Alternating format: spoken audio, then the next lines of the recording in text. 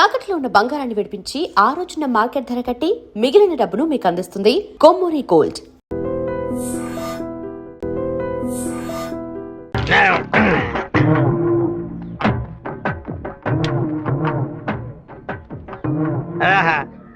తాగి ఉన్నామే, తాగి బండి డ్రైవ్ చేసుకుంటూ పోతే పోలీసు వాళ్ళు లోపల పెడతారు, నెట్టుకుంటూ పోతాం.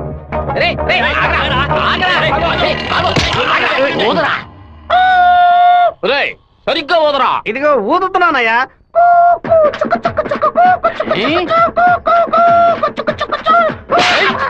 ఎగతాళా మందు కొట్టావో తెలుసుకోవడానికి ఊదమంటే కొట్టానయ్యా. వీధి వీధికి వైషాప్ ఓపెన్ చేసి పెట్టి రండ్రా తాగండి అంటూ మా దగ్గర ఉన్న డబ్బులన్నీ నాకి పారేస్తున్నారు. సైకిల్ మీద బైక్ మీద వచ్చిన వాళ్ళు అక్కడ ఎట్టేస్తారా? దాని మీదే కదా ఇంటికి వెళ్ళేది. ఒక పని చేయండి అయ్యా, తాగుబోతులకు మాత్రం రాత్రి 7 గంటల తర్వాత ఒక బస్సు ఏర్పాటు చేయండి. మేము ఫుల్ గా తాగి ఇంటికి వెళ్ళి హ్యాపీగా తొంగుంటాం. ఓవర్గా మాట్లాడగరా. అలాగే మాట్లాడతానండి. తాగేసి బండి డ్రైవ్ చేసుకుంటూ వెళ్ళకూడదనే చట్టం ఉంది. చట్టం ఉందా? బండి నెట్టుకుంటూ వెళ్ళడం తప్పు కదా, కానీ ఎవడ బండు నెట్టుకుంటూ వెళ్ళడం తప్పురా. నెట్టుకొచ్చింది మా హెడ్ గారి బండి అయ్యా.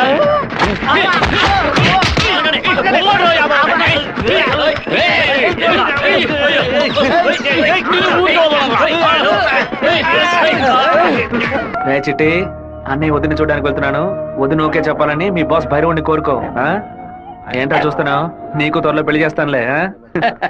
ఏంటి బాబు నువ్వు నీకేనయ్యా ఎవరు పిల్లనివ్వరు? ఏంటి మన చిట్టిగాడు పులివెందల్లో సూపర్ ఫిగర్స్ సెట్ చేసి పెట్టుకున్నాడు. సత్తిగా ఏమయ్యా, గేటు తెరిచి ఉంచితే ఏదో ఫిగర్స్ తీసుకొని చెరువు కట్టి వెళ్ళిపోతోందయ్యా. ఏదో ఒక రోజు స్పాట్ లో ఫిగర్ తో నాకు దొరకాలి. ఆ రోజు నేను కొట్టే కొట్టుడికి నువ్వు దిక్కుతోతగా అటు ఇటు పరిగెత్తుతో చూస్తూ ఉండు. అంత అర్థం అవుతుందయ్యా. రారాశివా, ఏంటి సడన్ గా ఇలా వచ్చావు? రాధికని మీటే మాట్లాడాలి, అందుకే. ఎగ్జామ్స్ పూర్తయి కాలేజీకి సెలవులు ఇచ్చి వారమైంది కదరా. చెప్పు శివ. హలో జయంతి, ఎక్కడున్నావు? మా ఊర్లో ఉన్నాను. రాధిక చెప్పు జయంతి. తిరుపతి నుంచి శివ ఫోన్ చేశాడు. నిన్ను చూడడానికి మన ఊరికి వస్తున్నాడంట. నువ్వు పెద్ద బ్రిలియంట్ అని ఫీలింగా? ఇలా తప్పించుకుంటే ప్రాబ్లం సాల్వ్ అవుతుందా? కొంచెం సైలెంట్ గా ఉంటావా? రాక సస్తానా?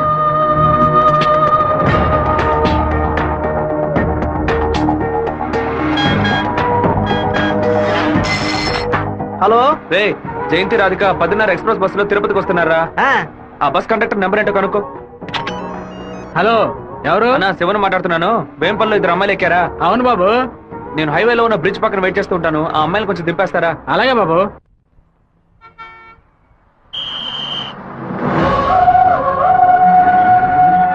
అమ్మా, శివగారు మీకోసం చాలాసేపు నుంచి ఎదురు చూస్తున్నారమ్మా, కొంచెం దిగండి అమ్మా. అమ్మా, మీరు దిగితేనే బస్సు బయలుదేరుతుంది.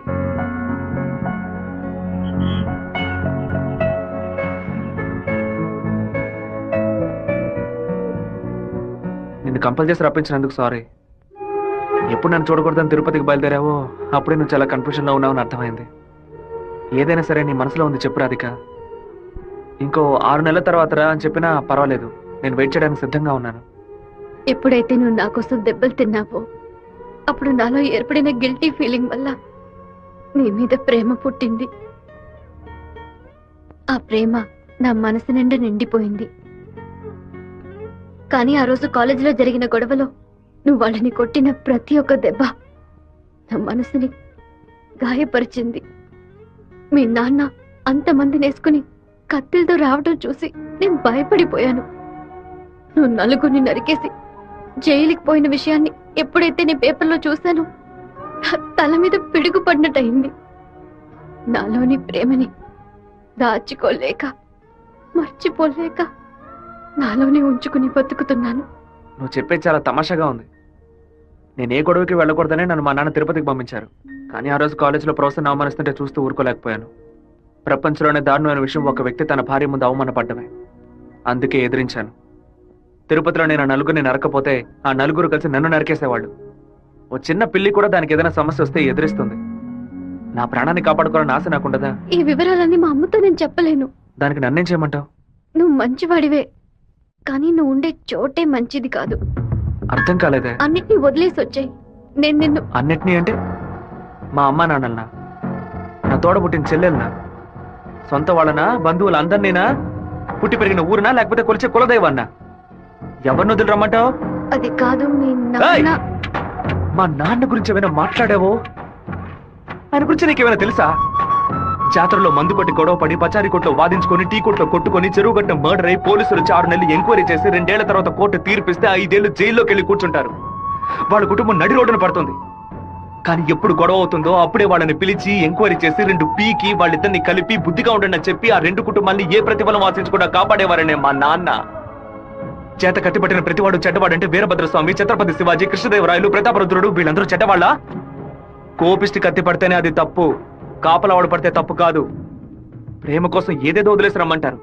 కన్న తల్లిదండ్రులను వదిలేసి రమ్మన్న మొదట అమ్మాయివి నువ్వేనే. ఒకే గూట్లో ఉంటేనే అది కుటుంబం, 2 విడిగా ఉంటే అది నరకంతో సమానం. నీకు మీ అమ్మ ఎంత ముఖ్యమో నాకు మా నాన్న అంతకంటే ముఖ్యం. నిన్ను ప్రేమించిన పాపానికి ఏం చేయకుండా వెళ్ళిపోతున్నాను. ఇదే మాట ఇంకెవరైనా అనుంటే అక్కడే నరికి పాతేసేవాడిని.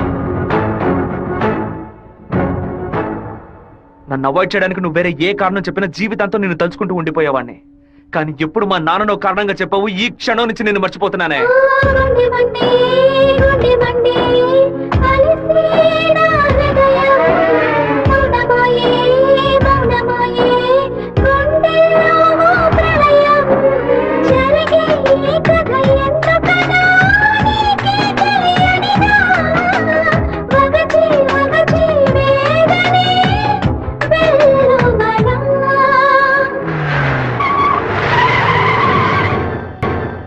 మిత్రమా, మిత్రమా, నీకోసమే వెయిటింగ్. అకస్మాత్తుగా కడప నుంచి నీ ఏరియాకి ట్రాన్స్ఫర్ చేయించావేంటి? ఏంటి విషయం? ఓ చిన్న ప్రాబ్లం. ఇప్పుడు నేనేం చేయాలో చెప్పు. ఆ వీరభద్రాన్ని అరెస్ట్ చేసి ఒక్కరోజు జైల్లో పెట్టాం. మా వాళ్ళని పంపి వాడిని లేపేస్తాను. దానికి ముందు జైలుకు తీసుకెళ్లే దారిలో వాడిని 2 నిమిషాలు నా ఇంటికి తీసురా. వాడి చంప పతల కొడతాను. అది ఎందుకన్నా? ఇలాగేగా నా చంప మీద కొట్టాడు. దున్నపోతున్నారా? ఈ ఏరియాలోనే పెద్ద మనిషి అంటున్నావు, ప్లాన్ వేయకుండా అరెస్ట్ చేయడం కష్టం. ఓ పని చేద్దాం, బెజవాడ మెయిన్ బజార్ లో ఉన్న ఒక కొట్లో 100 రూపాయల దొంగ నోటు మారుస్తూ మనవాడు ఒకడు అరెస్ట్ అయ్యాడు. వాడు అనంతపురంలో ఉన్న ఒకటి పేరు చెప్పాడు. వాడి దగ్గర 10,000 రూపాయల దొంగ నోట్లున్నాయి. ఇప్పుడు కేసు నా దగ్గరకు వచ్చింది.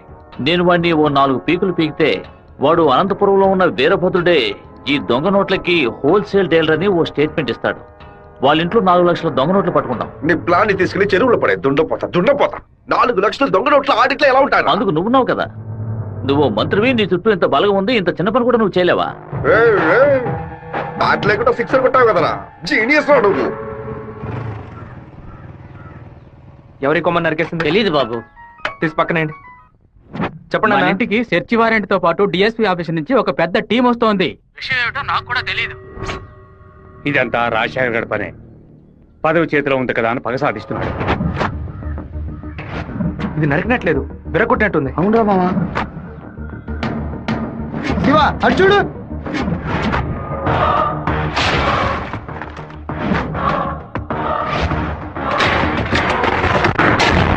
నిన్న రాత్రి మన ఇంట్లోకి ఎవడో దూకొచ్చాడు. వచ్చినాడు దేన్ని తీసుకెళ్లేదు. అయితే ఖచ్చితంగా ఏదో పెట్టే వెళ్ళుంటాడు. అన్ని చోట్ల వెతకడానికి 1 అరగంట అవుతుంది.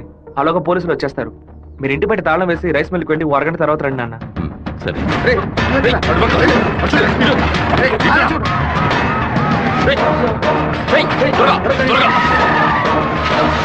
అన్ని దించండి.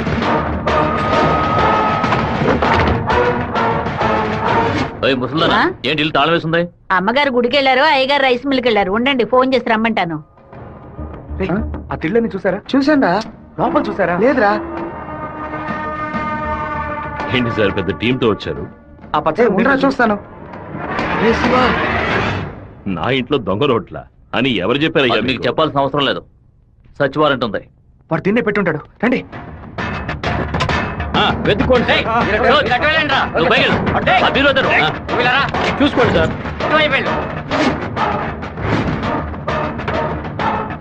ఎవరో చెప్పి పంపినట్టు దిళ్ళనైనా తదేకంగా చూస్తున్నారేంటి? సార్ పచ్చ దిండు సార్. ఏ బొచ్చు లేదు. ఏయ్, ఎంతమంది లోపలికి ఎప్పుడు వచ్చారయ్యా? ఏమైంది? ఇల్లు మొత్తం వెతికేశాం, ఎక్కడా లేదు. కనీసం అరెస్ట్ అయినా చేయరా? కారణం లేకుండా ఎలా అరెస్ట్ చేయమంటావు? ఏదో ఒక కారణం చెప్పి వాడిని అరెస్ట్ చేసి చావరా. ఎలాగైనా సరే వాడిని కొట్టి తీరాలి. మిస్టర్ వీరభద్రం, ఒకసారి స్టేషన్కి వచ్చి వెళ్ళండి. ఎందుకు? మీ ఇల్లంతా సోదా చేశాం కదా, ఏమీ దొరకలేదని రాసిచ్చి వెళ్ళండి. నమస్తే డిఎస్పీ సార్. కొత్తగా స్టేషన్కి వచ్చి రాసిచ్చేసి వెళ్ళమంటారేంటి? ఎందుకు రావాలి? చట్ట ప్రకారం మీరు వెతుక్కుంటూ వచ్చిన వస్తువు ఏది దొరకలేదని 2 సాక్ష్యాలతో రాసిచ్చి మీరే సారీ చెప్పి వెళ్ళాలి. అర్థమైందా? ఈయన అరెస్ట్ చేయకుండా నేను ఇక్కడి నుంచి వెళ్ళేది లేదు. తప్పు డిఎస్పీ సార్. ఈయన అరెస్ట్ చేస్తేనే మీరు ఇక్కడి నుంచి బయటికి వెళ్ళలేదు. అరెస్ట్ చేస్తానని అరెస్ట్ చేసే మూడ్ లోనే ఉన్నారే ఏంటి? ఎవరైనా చెప్పి పంపించారా? అందరూ వీడియో తీస్తున్నారు. ఆఫ్ చేయండి రా, ఆఫ్ చేయండి. వాళ్ళు మాత్రం వీడియో తీయట్లేదు. అట్టు చూడండి. అరగంట ముందు మీరు రావడం, మాట్లాడడం, ఇంట్లోకి వెళ్ళడం, ఇంట్లోంచి బయటకు వచ్చి ఇంట్లో ఏం లేదని చెప్పడం, అన్నిటికీ మించి కంపల్ చేసి మా నాన్న అరెస్ట్ చేస్తానని చెప్పడం అన్ని ఇందులో రికార్డ్ అయ్యాయి. ఈ వీడియో నేను సీఎం సెల్ కి ఫార్వర్డ్ చేశాను అనుకోండి, మీ ఉద్యోగం పోయిందని మీ సెల్ కి మెసేజ్ వస్తుంది. ఏంటి పంపించమంటారా? తమరి సెల్ రింగ్ అవుతున్నట్టుంది. ఊరి వాళ్ళందరూ ఒకటైపోయారు. ఇక్కడ జరిగిందంతా వీడియో కూడా తీశారు. నేనేం చేయలేకపోతున్నాను. జాగ్రత్తగా ఉండండి డిఎస్పీ సార్. ప్రేమతో మా వాళ్ళు చేత్తో కత్తి పుచ్చుకొని గట్టిగా వాటేసుకుంటారేమో.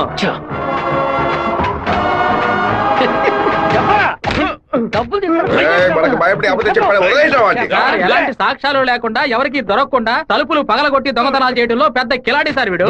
దున్నపోతా ఒక దొంగని పొగడతామేంటి? ఉద్యోగం మార్చుకో. అన్నా వీరభద్రం కొడుకు పెద్ద దండతో వస్తాడన్నా. మంత్రి గారిని మీటే దండయ్యాలి. ఇప్పుడు చూడటం వీలు కాదు, ఆయన బిజీగా ఉన్నారు. వెళ్ళండి. అటు చూడవయ్యా. ఒక మామూలు ఎమ్మెల్యేగా ఉన్న మీరు ఇప్పుడు మంత్రి అయ్యారు. అందుకే ఊరు తరపున ఒక దండేసి మర్యాద చేద్దామని వచ్చాం. ఓట్లు అడిగేటప్పుడు ఒక్కొక్క ఇల్లు ఎక్కి దిగుతున్నారు. ఓట్లు వచ్చాక మమ్మల్ని ఇలా నడి రోడ్డు నిలబెడుతున్నారు. వాటి పైకి పంపించు. కదా ఉంది. వాడు తిక్కగా వాగుతాడు. ఎందుకన్నా మంచిది వీడియో తీస్తాను. రండి రండి. నమస్తే అన్న. చప్పట్లు కొట్టండి అయ్యా. ఏంటి మంత్రి గారు మో దయ్యం కొట్టినట్టు వాచిపోయి ఉంది? అనుకుందేదో జరగనట్టు టెన్షన్ కనిపిస్తుంది. మంత్రికి రాష్ట్రాన్ని ప్రజల్ని కాపాడే టెన్షన్ ఉండాలి. ఉంటుంది. సంబంధం లేకుండా కొడుతున్నారంటే ప్రజలు చప్పట్లు కొట్టేశారు. ఇక నేను బయలుదేరుతాను సార్. డిఎస్పీ సార్, మీ సెల్ లో కెమెరా ఆన్ అయింది. ఆఫ్ చేయండి సార్. బ్యాటరీ లో అవుతుంది. వస్తాను సార్. దున్నపోతా ముసలిది ఓపెన్ గా వీడియో తీస్తే కనపడలేకపోయావు. నువ్వు దాచి వీడియో తీస్తే వాడు కనిపెట్టాడు. అది కాదు, రికమెండేషన్ లో జాయిన్ అయితే ఇలాగే ఉంటుంది. అయ్యా ఫోన్ ఏంటి మీ ఫోన్ చేయకుండా పక్కడు ఫోన్ చేశారని చూస్తున్నారా? కొన్ని ముఖ్యమైన విషయాలు మాట్లాడడానికి మీ ఫోన్ చేస్తే అది రేపు విట్నెస్ అవుతుంది కదా. మా ఇంట్లో చెప్పులు వేసుకొని మా నాన్న కూడా రారు. పోలీసు వాళ్ళు బూట్లతో పూజగా దాకా వచ్చేలా చేస్తావు కదా. ఇప్పుడు మా ఇంట్లో నువ్వు పెట్టావే 4 లక్షల రూపాయలు దొంగ నోట్లు. ఆ డబ్బు ఇప్పుడు మీ ఇంట్లోనే ఉంది. ఎందుకు అనవసరంగా చప్పట్లు కొడుతున్నారని అడిగావుగా. డబ్బు పెట్టేసామని సిగ్నల్ ఇవ్వడానికే. నువ్వు పంపించింది పోలీస్ డిపార్ట్మెంట్, స్టేట్ బోర్డ్. కానీ నేను పంపిస్తుంది anti corruption CBI, central board. Tough syllabus. ప్రశ్నలు అవి కొంచెం బ్రిలియంట్ గా ఉంటాయి. బెజవాడ నుంచి వాళ్ళు బయలుదేరి చాలా సేపు అయింది. నీ బల్ల అయితే వెతికి కనిపెట్టు. మన ఇంట్లో దొంగలు ఉన్నాయంట. వెతకండ్రా.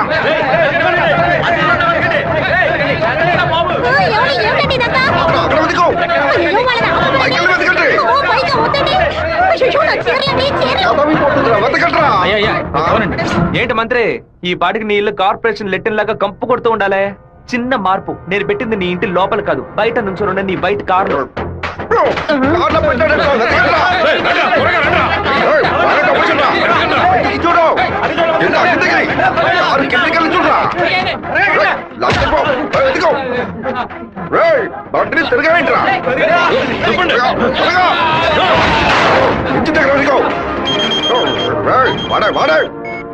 డబ్బు ఎక్కడ ఉందో చెప్పరా? చెప్పంటావా? నీలాంటి నీచులు కొంతమంది పెళ్ళానికి తెలియకుండా దాచుకుంటారే అక్కడ. పిల్లలకి తెలియకుండా ఏది దాచుకుంటా?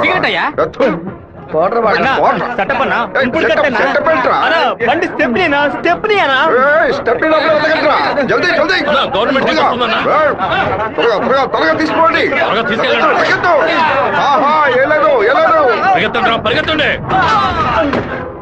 నమస్కారం అయ్యా, నేను మున్సిపాలిటీ నుంచి వస్తున్నాను. మీ ఇంట్లో దోమలు ఎక్కువగా ఉన్నాయని ఫోన్ వచ్చింది.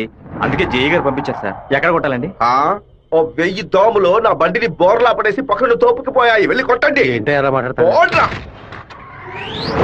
ఏంటి మంత్రి, నేను ఫోన్ చేసిన యాంటీ కరప్షన్ కో సిబిఐకో కాదు, మున్సిపాలిటీకి. వాళ్ళు తెచ్చిన మందుని ఏ పాపం ఎరగని పురుగులు కొట్టడం మానేసి అన్ని పాపాలు చేస్తే నువ్వు తాగి చావు. 64 పిల్ల నా కొడుకు గంటలో నాకు పిచ్చి పడించాడు. ఒక ఆడపిల్ల నీతో మాట్లాడటానికి దిగొచ్చిందిరా. స్మూత్ గా డీల్ చెయ్యి.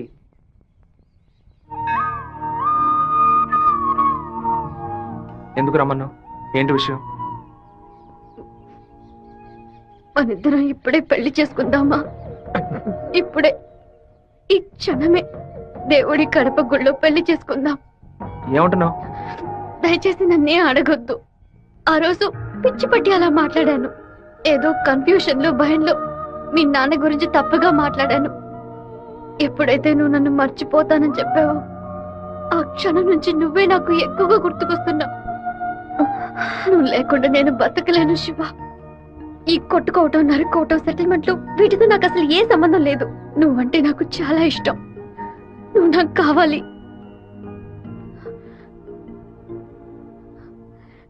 ఈ సంవత్సరం అమ్మవారి ఉత్సవాలకి సినిమా యాక్టర్ ని పిలుద్దాం అనుకుంటున్నాం.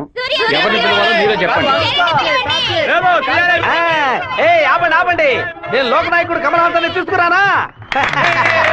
ఒక 20,000 మాత్రమే ఖర్చు అవుతాయి. ఖర్చు అవుతుందా? హైదరాబాద్ నుంచి తిరుపతికి ఫ్లైట్ లో రావాలి. ఆయన రాగానే కూల్ డ్రింక్లు ఇవ్వాలి, మర్యాదలు చేయాలి. ఇదిగోనయ్యా 10,000 అడ్వాన్స్ తీసుకో. మీకు క్షత్రియపుత్రుడు కమల్ హాసన్ కావాలా, దశావతారం కమల్ హాసన్ కావాలా? ఏ కమల్ హాసన్ కావాలో కరెక్ట్ గా చెప్పండి బాబు. ఆయన వస్తేనే మా గర్వమయ్యా. ఆయన ఎలా వస్తేనే రమ్మనయ్యా. కమల్ హాసన్ లోపలే ఉన్నారు. దిగండి అన్న, దిగండి స్టేజ్ మీదకి వెళ్దాం. లోకనాయకుడా నీ వెంటే ఉంది లోకం, నీకోసం ఆగున కాలం. లోకనాయకుడా మీరందరూ ఎదురు చూస్తున్నా లోకనాయకుడు కమల్ హాసన్ మీకోసం ఒక పాట పాడబోతున్నాడు. పాడు కమలన్న. తల్లివి నీవే, ఎంత అద్భుతంగా పాడుతున్నాడు. ఆదరించే దైవం నీవే. ఎంత బ్రహ్మాండంగా పాడుతున్నాడు. కమల్ హాసన్ తీసుకొస్తా అని చెప్పి కామెడీకి చిన్నపిల్లని తీసుకొచ్చావంటే? ఏవయ్యా, చిన్నప్పుడు కమల్ హాసన్ ఇలాగే ఉండేవాడయ్యా. నమస్కారం. మాతో పరాస్ ఆ రోజు మిమ్మల్ని అడిగాను కదా, క్షత్రియపుత్రుడు కమల్ హాసన్ కావాలా, దశావతారం కమల్ హాసన్ కావాలని. ఎవరైనా పర్వాలేదని మీరే కదా చెప్పారు. ఇప్పుడేమిటంటే మాట మారుస్తున్నారు. మేము వేసిన వేట్లో పొట్టి కమల్ హాసన్ గా మారుతావు రే.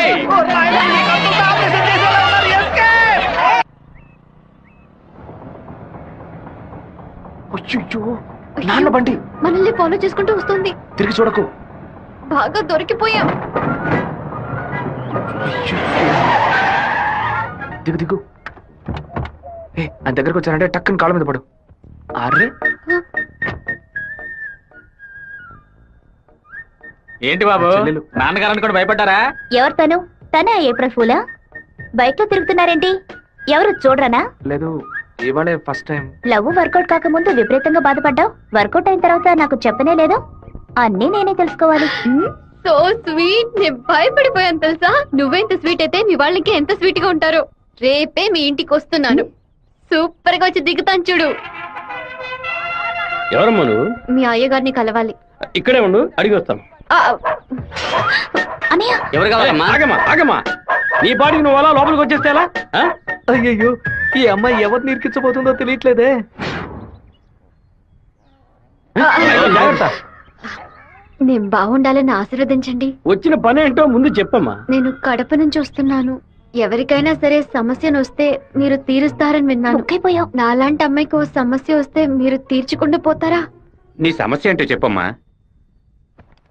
ఏమిటని అది? బట్టల సబ్బులు ఈ ఏరియాలో సూపర్ సోప్ అమ్మే ఏజెంట్ గా నన్ను అపాయింట్ చేశారు. మీరు ఈ సోప్ కొంటే మీ ఊరు వాళ్ళందరూ ఈ సోప్ కొంటారు. మీరు చెప్తే ఎవరికైనా ఓట్లే వేస్తున్నారు. సోపు కొనుక్కోరా. అయ్యో పాప. సుబ్బారావు, నువ్వు సోపు కొను, మన వాళ్ళందరినీ కొనమంచు. సరేనే. ఒరేయ్, 10 సోపులు తీసుకోరా. గంగా, పిలిచారండి? ఏం జరుగుతోంది ఇక్కడ? ఏముంది, ఆ కుక్కలు. కుక్కకి ఎక్కనంటే పళ్ళు రాళ్ళు కొడతాం. జాగ్రత్త. ఏంటి? ఆ వచ్చిన అమ్మాయి ఎవరో తెలుసా నీకు? తెలీదు. సుబ్బారావు, అమ్మాయిని లోపల తీసుకురా. లక్ష్మి, నువ్వు మీ అన్నయ్య అమ్మాయిని చూసి సౌజ్ఞలు చేసుకోవడం నేను కాలద్దంలో చూశాను. ఎవరు అమ్మాయి? రామ్మా. కూర్చో. వేంపల్లిలో మీ అమ్మ నాన్న ఎవరు? మా నాన్న పేరు మధుసూదన్ రావు, అమ్మ పేరు పద్మావతి. మీ నాన్న చనిపోయారు కదా? మీకు అన్ని విషయాలు తెలుసు అనుకుంటా. నువ్వు ఇక్కడికి రావడం మీ అమ్మకి తెలుసా? తెలుసు. మీ ప్రేమ నేను ఒప్పుకోనంటే ఏం చేస్తావు? హత్య చేసేస్తా. ఆత్మహత్య చేసుకుంటానని చెప్పు. గంగా, వచ్చి నీ కోడని లోపలికి తీసుకెళ్ళు. నా కొడుకు కోసం ప్రాణాలే వదిలేస్తానండి. అందుకని తనే నా కోడలు.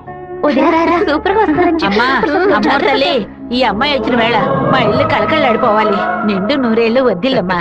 ఇవి మా అత్తగారు ఇచ్చిన గాజులు, ఇక మెదిటివి నువ్వే వేసుకోవాలి. చేయి చూపించు. And for more videos, Please subscribe to iDream. Please subscribe to iDream. Please subscribe iDream. And please subscribe to iDream. For more videos, subscribe to iDream. please like, share and subscribe to the channel. Congratulations, iDream. Subscribe to iDream. Subscribe to iDream. So subscribe to iDream Media. iDream ki iDream team andarki huge congratulations. Please subscribe iDream Media. Please subscribe to iDream. Subscribe iDream. Please subscribe to iDream.